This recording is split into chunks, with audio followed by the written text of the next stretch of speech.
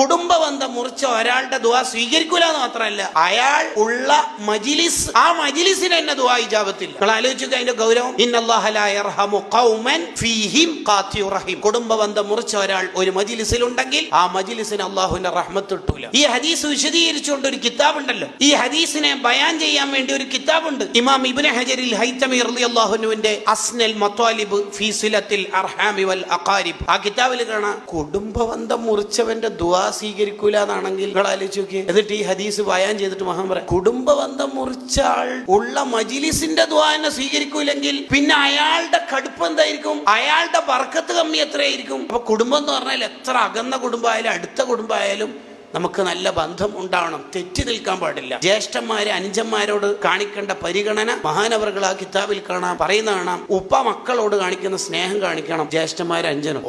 പുതിയ കട തുടങ്ങുന്നു വിചാരിച്ചിട്ട് ഞാൻ സഹായിക്കണമെന്നുണ്ടാകുന്നു, അങ്ങനല്ല. ഇളയമ മൂത്തന്മാരോട് ഉമ്മാന്റെ പരിഗണന കൊടുക്കണം. അൽ ഖാലത്തു ബിമൻസിലത്തിൽ ഉമ്മി സയ്യിദുനാ റസൂലുള്ളാഹി സ്വല്ലല്ലാഹു അലൈഹി വസല്ലം. അൽ ഖാലത്തു ബിമൻസിലത്തിൽ ഉമ്മി, മൂത്തമ്മ ഇളയമ്മമാരോട് നല്ല പരിഗണന ഉണ്ടാവണം. മൂത്താപ്പമാർ ഇളയപ്പമാർ അഥവാ ഉപ്പന്റെ ജ്യേഷ്ഠൻ അനുജൻ അവരോട് ഉപ്പക്ക് കൊടുക്കുന്ന പരിഗണന